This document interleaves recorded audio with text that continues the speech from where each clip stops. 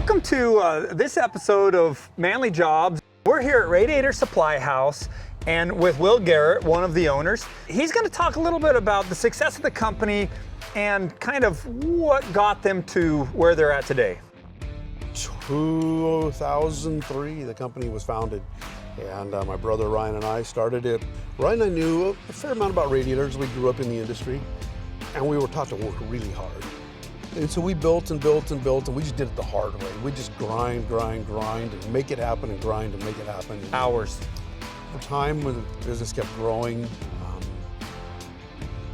2016, we bought the old Clear Lumber mill site here in Sweet Home and redeveloped this whole site.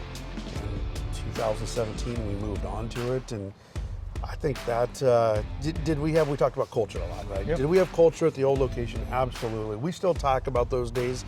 I think there was maybe a few months, we went 5 days a week cooking steaks every day for lunch because there was only 8 of us, right? I'd run down at 11 o'clock or scramble down and go pick up a pack of steaks, and we'd cook steaks out on the barbecue. You do a little bit of different things and you get different results. Yeah. You know, and I think that's, in business today, there's far too many that try to copycat stuff, right? And then that doesn't work out as well. Whereas if you step outside those lines, maybe you learn where that line's at by, you know, leapfrogging it a little bit. Yeah, for sure. You know, and that's part of good business. Good business must be first. But in order to attract good talent, you need a good culture. Something they have here at Radiator Supply House. So then, obviously you're not the HR guy anymore, you've delegated that off, but you know, you look for a certain type that fit that culture as well, right? Yep, yep. So what we do, and this is, I mean, we're right at the spot where this all starts, right? The whole entire company meets right here at this facility at 7:50 every morning. And it's really a nice time for people to come together. Building a radiator takes skill, and that may be right around the corner. This company has found its niche, attracting young workers. I'm Sammy Mitchell. I graduated 2020. We were the very first class of COVID-19. One of my good friends, she recommended this place for a job when I was looking for a job as a welder. I have a degree and certificates in CNC machining and manual machining.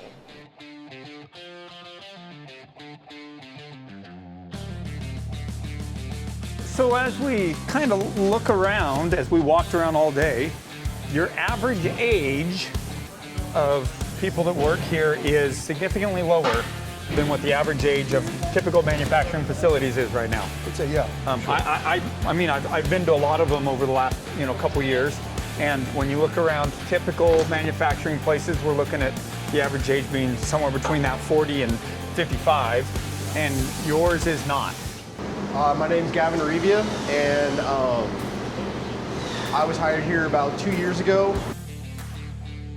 Definitely from where I started out here in testing, I learned the lesson on how to see for bubbles on the side of it and to see where the leaks are at so I could be able to diagnose it and send it back to the welders to be able to get it welded up and fixed up.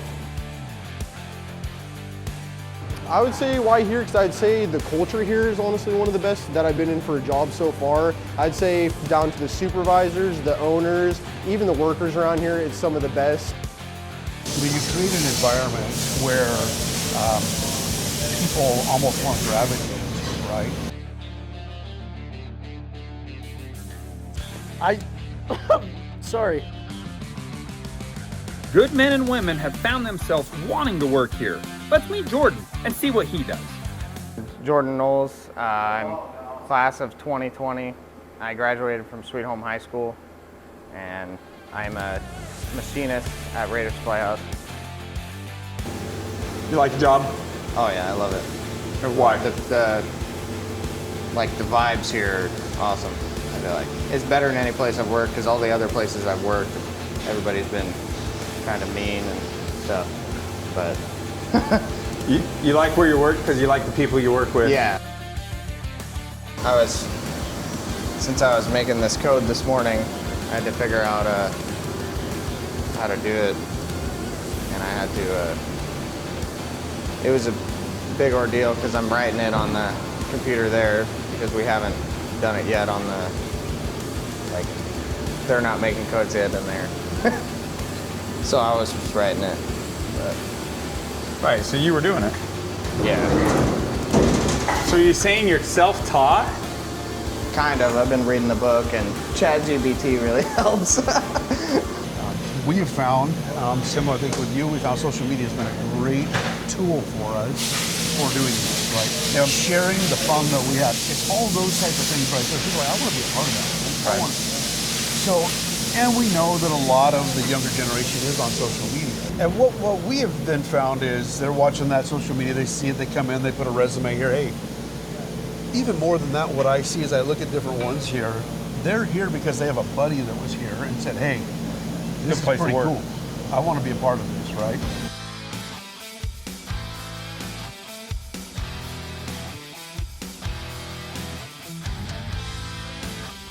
There are several steps into making a radiator, from plasma tables to welders and everything in between.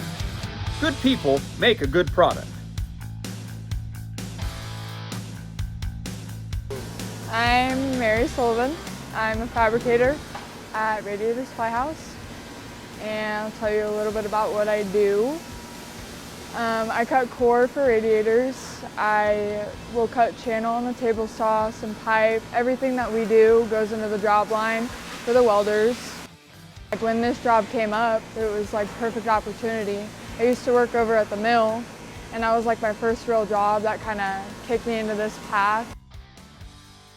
That's that measurement that we need. It's the measurement we go off of. That's the core height and width, and this is our length that we're cutting it to.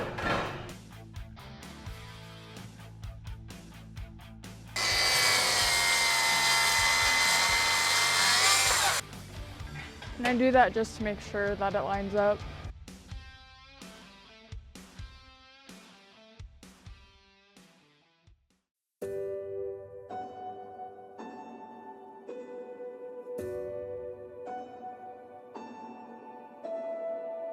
The journey has been a long one. So many different components go into building a good company. Remembering that history and the community's history is something that is very important to Will and Ryan here at Radiator Supply House.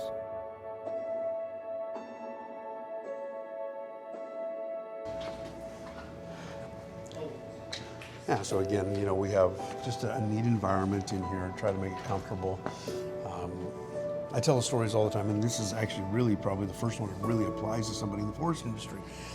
This being the old stock family mill, the old clear lumber mill, all of this wood here came out of the floors of the machine shop that was in the top of the building we were just in.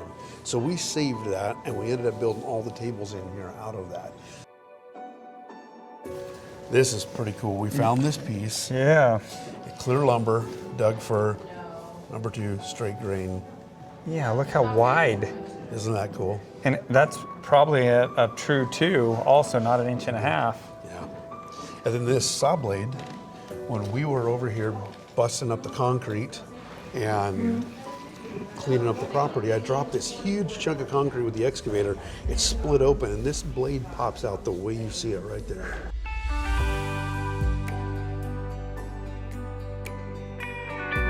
And I believe when people like call our place, when people walk out, we give a tour of our facility. Almost every time they'll see you guys are all smiling.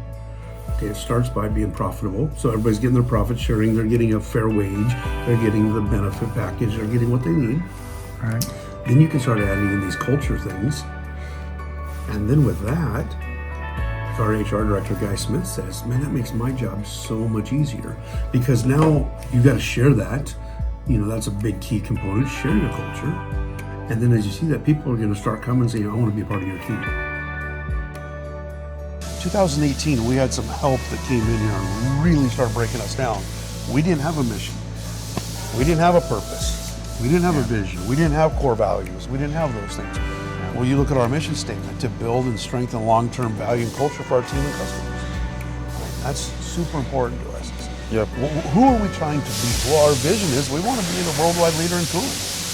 Yep. And we're doing that. We're shipping product all over the world now.